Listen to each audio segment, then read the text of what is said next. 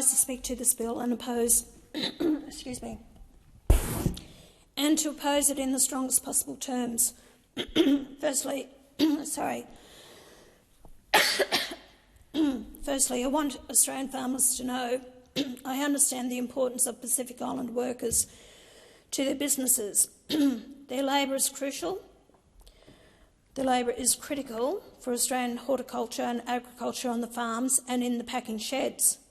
Their labour is critical because many Australians, unfortunately, will not do this work.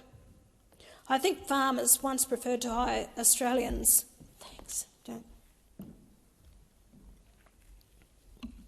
But their experience these days is that Pacific Islanders are more reliable and productive. I'm sorry to say that's an indictment on the attitudes of many Australians living on long-term welfare. They sit on the couch at taxpayers' expense while the Australian economy screams for more workers because the government accommodates them. The Pacific Australia Labour Mobility Scheme is a good deal for the workers too. They earn high Australian wages, and when they're finished they take their money home to support their families and local economies. This system is working reasonably well as it is, and I see no compelling reason to change it. However, this Labor government is addicted to record immigration despite all the problems it is causing, and this bill paves the way for yet more people to flood across our shores. We may need their labour, but we don't need Pacific Islanders to bring their families with them for what is supposed to be a temporary stay to do seasonal work in Australia.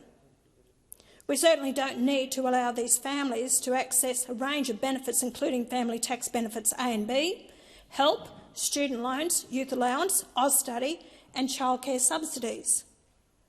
This is what Minister Conroy's office has said about the bill. The Social Services and Other Legislations Amendment, Australia's engagement in the Pacific Bill, will provide benefits to temporary migrants under the Pacific Australia Labour Mobility (PALM) Scheme's Family Complement, Pilot and Permanent Migrants under the Pacific Engagement Visa. The PALM scheme allows Pacific and Timor-Leste workers to come to Australia for up to 4 years in sectors facing labour shortages like agriculture. This means workers are away from their families for extended periods. To address this, the government is introducing a new PALM family complement policy.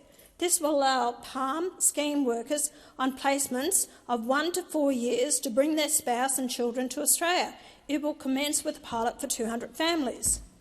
The bill will amend the new tax system, Family Assistance Act of 1999, to enable eligible PALM workers taking part in the family complement pilot to access family tax benefits Part A and B and the childcare subsidy. This will help these workers with the cost of raising their families and enable their spouses to participate in the workforce. The Pacific Engagement Visa, PEV, will allow up to 3,000 Pacific and Timor-Leste nationals come to Australia as permanent residents each year. Visas will be granted in a two-stage process. In the first stage, applicants register in a ballot. In the second stage, applicants selected in the ballot apply for the visa. To be granted a visa, applicants will need to meet eligibility criteria including have a formal job offer with an employer in Australia, aged between 18 and 45, meet basic English language requirements. Who knows what that will be if they know their ABCs. Meet immigration, health and character requirements. As we've seen in the past, the people that come in this country, I don't have a lot of faith in that one either. The bill will support the Pacific Engagement Visa by amending the new tax system, Family Assistance Act 1999, to provide an exemption to the newly arrived residents waiting period for Family Tax Benefit Part A for PEV holders, amending the Higher Education Support Act 2003 to extend the Higher Education Loan Program HELP to PEV holders, or let alone the fact is that between HELP and HECS debt, we are owed around about $60 billion, but no, let's just increase it even more. Amending the Social Security Act 1991 to provide an exemption to the newly arrived residents waiting period for PEV holders for youth allowance student, youth allowance apprentice and Austudy. amending the VET Student Loans Act of 2016 to extend eligibility for VET student loans to PEV holders. These benefits are being provided because PEV holders are expected to be a lower skilled cohort than most other permanent migrants.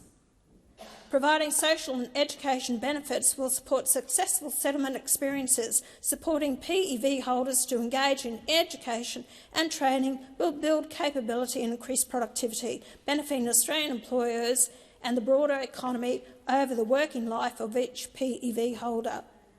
This will also deliver economic and skills dividends for the region through increased remittances, investments and education and skills exchange. You know, a lot of Australians out there can't get this assistance or help, but we're just going to open up to people who have not given anything to this country, but we're just going to give them all these helping hands and provide for them. And these are basically the lower skilled people. This is insane. Benefits are being provided because these visa holders are expected to be lower skilled. Why on earth is Labor supporting lower skilled overseas workers that are almost certainly going to need considerable taxpayer support for themselves and their families? And listen to this from the bill's explanatory memorandum. A key measure of success will be the growth of a flourishing Pacific diaspora in Australia. So they want a separate little colony of these people, not to become part of the Australian. Where is this diaspora going to live when we don't have enough homes for the people already here? Labor's housing policy won't make an appreciable dent in the estimated shortfall of 650,000 homes we have in this country. Labor's housing policy is a joke, providing 30,000 homes over the next 5 years, especially when it's Labor's very own immigration policies which are the primary cause of the housing and rental crisis, driving more Australian families into homelessness and mortgage stress. We have plenty of enclaves in the Australian community already, and we've seen the effects of this in demonstrations of support for Islamic terrorist atrocities in Israel. As increasing numbers of political leaders are now saying, this proves multiculturalism has been a failure. John Howard is saying it. John Anderson is saying it. United Kingdom's Home Secretary is saying it. Angela Merkel has said it. Nicolas Sarkozy has said it. The late Bill Hayden said it to me in 1996, and I've been saying it for more than 25 years. We don't have a multicultural society.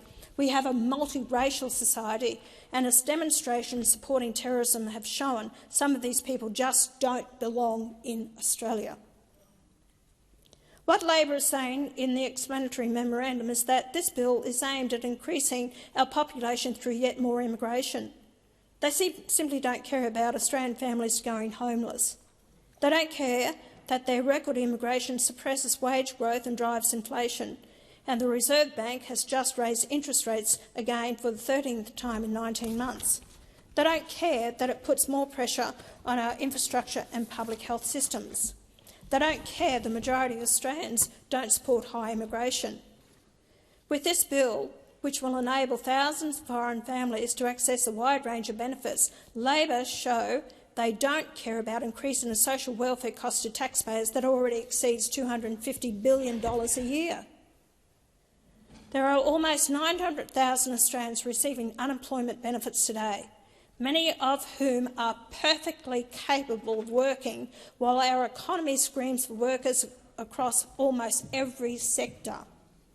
Labor's priority should be getting these Australians into work, and they're not going to do that by lifting their unemployment benefits. We need much stronger incentives to force the long-term unemployed capable of working into the many jobs that are waiting for them. One Nation's policy would make it happen. We advocated making unemployment benefits available to Australians only for 2 years out of every 5. Remember, it's meant as a helping hand, not a way of life or a vote winner for the major parties that keep paying the long-term unemployed able to work. Our policy would rapidly reduce the numbers of people living off the taxpayer, substantially reduce our $250 billion annual welfare bill and put an end to unemployment as a lifestyle choice for people capable of working. There are other aspects of this legislation which are a problem. We will be draining our Pacific neighbours of their population and their workers. These were workers who returned home season after season to spend their Australian wages in the local economy and support their families. The Cook Islands have already signalled their concerns, and I expect others will follow.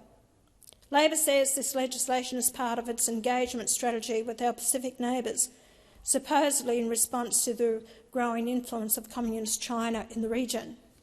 The irony is that Pacific nations routinely smack Australia over its 1% contribution to human carbon dioxide emissions, but say nothing about China's 30% of global emissions because they've gone to China for dodgy loans to prop up their fragile economies and build infrastructure.